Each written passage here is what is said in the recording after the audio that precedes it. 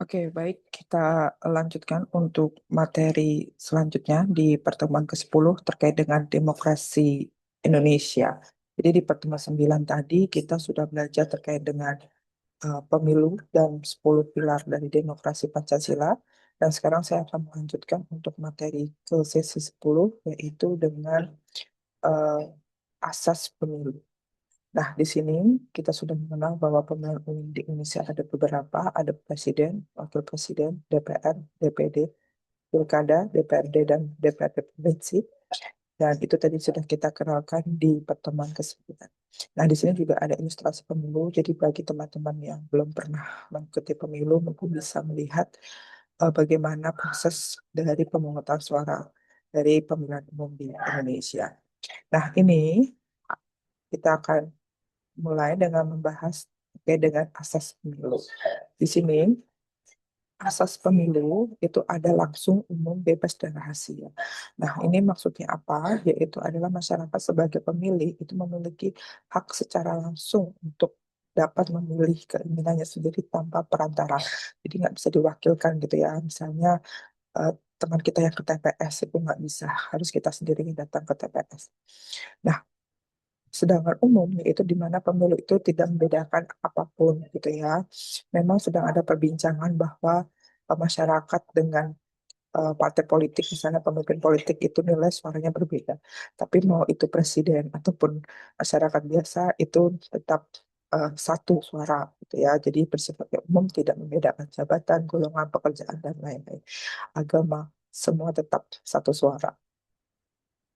Lalu bebas ini tentu tidak ada paksaan. Kalau kita mengenal kata bebas berarti tidak ada paksaan, di mana harus membawa aspirasi tanpa ada tekanan dari manapun.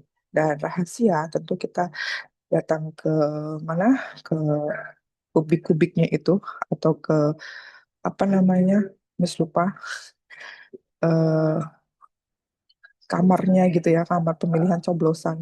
Mungkin eh, harus tidak ada orang yang melihat gitu. Hanya kita sendiri yang melihat. Tidak ada CCTV gitu ya. Jadi nggak ada tahu kita pilih yang mana. Jadi asas pemilu di sini harus langsung, umum, bebas, dan rahasia. Sedangkan itu yang harus kita pahami terkait dengan pemilihan umum, kita harus jujur dan adil. Memang banyak sekali godaan-godaan ya. Ada serangan fajar, serangan serangan malam gitu ya. Jadi ada tiba-tiba datang tamu memberikan kita harus memilih yang ini, yang itu gitu ya. Tapi kembali lagi kita harus jujur, semua pihak itu harus bersikap jujur sesuai dengan peraturan. Sedangkan adil itu adalah di mana tidak ada kecurangan. Jadi tidak ada perlakuan yang dibedakan. Jadi semuanya sama dan dilakukan secara adil begitu. Di sini sebenarnya tujuan pemilu itu apa? Yaitu adalah implementasi kedaulatan rakyat, di mana perwakilan politik, lalu pergantian pemimpin secara konstitusional, legitimasi pemimpin publik, dan partisipasi dalam pendidikan politik rakyat. Ini sebenarnya tujuan dari pemilu itu sendiri. Walaupun memang banyak sekali drama-drama ya, ada yang di TPS ini, ada yang TPS itu ini gitu. Apalagi dengan turunnya kepercayaan masyarakat terkait dengan wakilnya. Nah, ini tentu menghilangkan apa sih sebenarnya tujuan pemilu itu gitu. Jadi Miss berharap bahwa kita bisa memahami antara 5 dari eh, tujuan pemilu umum ini sehingga kita pun sebagai pemilih muda gitu sadar akan politik di mana bukan nilai negatifnya tapi di mana kekuasaan ini untuk tadi menegakkan hukum dan juga untuk menjaga kedaulatan bangsa gitu. Nah, di sini ada dua hal dasar hukum dalam pemilihan umum itu sudah ditetapkan dalam Undang-Undang Nomor 7 tahun 2017 dan juga Undang-Undang Republik Indonesia Nomor 6 tahun 2020. Kalian nanti bisa baca sendiri di slide yang saya kirimkan di e-learning terkait dengan materi dasar hukum kita melaksanakan pemilu umum. Nah, gambarnya kayak gimana sih? Oh, ini mungkin namanya bilik ya, bilik-bilik ini gitu ya. Kalau dulu biliknya tuh nggak kayak gini. Dulu seperti ini, tapi sekarang kan lebih kayak terbuka gitu ya. Cuman karena ditutupin aja yang kita pilih. Tidak masuk ke kami semua badan itu nggak usah. Kayak masuk ke ruang telepon dulu kan ada namanya telkom gitu ya. Nggak seperti itu. Jadi cukup ditutup saja gitu ya. Mungkin ini gambaran tahun tahun berapa ya? Tahun 2010 mungkin. Oke, lalu apa sih haknya dan apa hak untuk mencalonkan diri? Nah, ini juga ada dalam pasal di mana harus kalian di umur 17 tahun. Ini kan kalian mungkin sekitar umur 18 gitu ya. Ya, ada yang 2 kali milih mungkin atau yang belum sama sekali. Nah, ini setidaknya kalian sudah matang, sudah 17 tahun.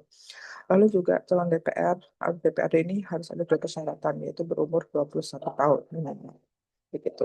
Jadi, Miss berharap bahwa kita bisa ikut pemilu yang bersih dan ciptakan Indonesia yang maju.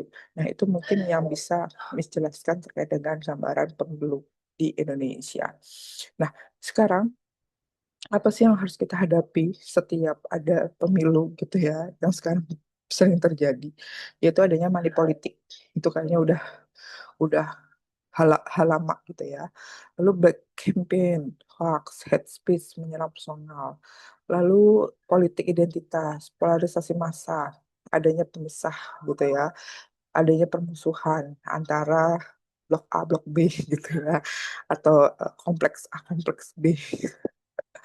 Lalu sosialisasi dan pendidikan politik yang tidak berjalan dengan baik. Dan ini juga memilih menjadi eh, apa ya, tidak ada eh, yang bersih gitu. Maksudnya kita akhirnya tidak bisa mengenal eh, wakil kita secara baik gitu. Jadinya dengan adanya hal-hal kayak money politik, black campaign dan lain-lain ini membuat kita tuh tidak bisa mengenal wakil kita dengan baik gitu ya. Jadinya milihnya yang terkenal-terkenal aja atau selebgram-selebgram gitu ya. Mungkin mungkin gitu ya.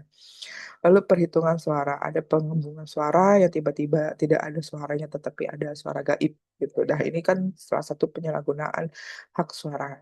Dan itu pasti ada terjadi dalam anomali politik yang ada di setiap pemilu.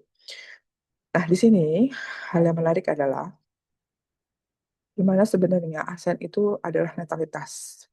Kenapa? Karena agar tidak memanfaatkan jabatan. Jadi kepemimpinannya untuk mempengaruhi kerja bawahan untuk dimobilisasi. Jadi kenapa ASN tidak apa mengikuti sebagai calon daerah gitu ya, atau yang memilih ya, Miss lupa gitu. Tapi itu dihindari karena agar tidak ada mempengaruhi eh, kepemimpinannya untuk mempengaruhi bawahannya, misalnya untuk memilih dia atau memilih ini, memilih itu. Lalu arogansi masa pendukung seperti militan. Itu kalau kita lihat tadi ada supporter bola itu kan ada yang loyalitas gitu ya. Jadi harus eh, netral gitu ya. Nggak boleh kita karena takut dengan pendukung ini, kita ada paksaan untuk memilih. Lalu lembaga pengawas pemilu itu masih banyak yang belum tegas dan memaklumi hal yang sudah dianggap biasa dan sukar untuk menegur pelaku dalam pelanggaran pemilu. Nah, ini mungkin gambaran sedikit terkait dengan pemilu sesi 10. Jadi, Miss berharap kalian bisa nanti lanjut ke diskusi dan ini nanti pertanyaannya juga ada dalam sesi diskusi. Silahkan kita lanjutkan ke diskusi dan selamat siang.